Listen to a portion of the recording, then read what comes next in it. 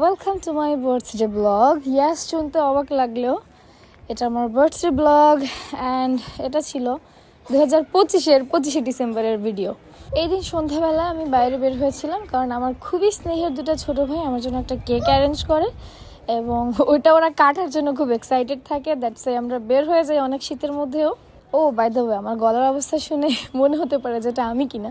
Yes, এটা আমি। আমার আসলে ঠান্ডায় গলা একটু ভেঙে গেছে। শীত আসবে, শীত চলে যাবে, অথচ আমার গলা ভাঙবে না, এটা একেবারে অস্বাভাবিক একটা ব্যাপার। সো ওই দিন সন্ধ্যাবেলা আমরা চলে যাই হ্যাপি কিডোতে এবং ভেবেছিলাম বাচ্চাকে হ্যাপি কিডোর প্লে জোনে রেখে আমরা একটু শান্তিতে এখানে টাইম স্পেন্ড করবো। বাট প্লে জোনে যাওয়ার পর আমার বাচ্চা হঠাৎ করে গিয়ে সব কিছু দেখে এত ভয় পায়। সো এখানে অনেক কান্নাকাটি করে। আমরা কোনো রকম জাস্ট ছেড়ে দে মা, কেঁদে বাঁচি ব্যাপারটা হয়ে যায়। কেক ফেক কেটে তাড়াতাড়ি ওইখানের জায়গা আমরা ত্যাগ করি কারণ বাচ্চা ওখানে কোনোভাবেই থাকতে চাচ্ছিল না। এরপরে কই যাব করতে করতে আমরা চলে যাই আমার ফেভারিট একটা রেস্টুরেন্টে, বিএফজিতে।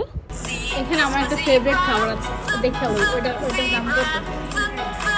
বরিশালে এক সময় এত তো রেস্টুরেন্ট ছিল না, আজ থেকে প্রায় 7-8 বছর আগের কথা বলছি। তো তখন বিএফজি, সিলভার স্পুন এই দুইটা খুব ফেমাস রেস্টুরেন্ট ছিল এবং আমার ম্যাক্সিমাম সময় এই দুটাতে যাওয়া হতো। বাট সিলভার স্পুনটা এখন নাই, ওখানে রাস্টিক হয়েছে, তাই চলে যায় বিএফজিতে। বিএফজির খাবার তো বরাবরই অনেক মজা, যেটা বরিশালবাসীরা সবাই জানে। আমার ফেভারিট খাবার যেটা বললাম সেটা হচ্ছে ফ্রাইড রাইস আর ওদের চিকেন চিলি অনিয়ন, যেটা ওইটা আমার এত পছন্দ যেটা বলার ভাষা নাই।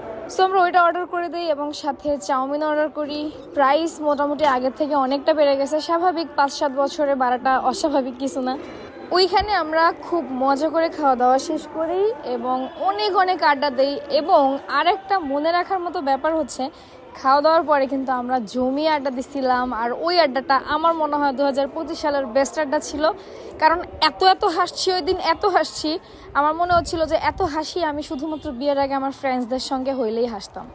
এইবারের বার্থডেটা কিন্তু আমার খুবই ভালো কেটেছিল। দোয়া করবেন যেন এরকম ভালো থাকতে পারি, আর আপনাদের জন্য অনেক দোয়া রইল। নতুন বছর সবার অনেক সুন্দর কাটুক, প্রিয় মানুষদের সঙ্গে, পরিবারের সঙ্গে সুন্দর করে উদযাপন করেন। আজকে এখানেই শেষ করছি, দেখা হবে নতুন কোনো ভিডিওতে। ততদিন পর্যন্ত কিন্তু সবাই ভালো থাকবেন। আল্লাহ হাফিজ।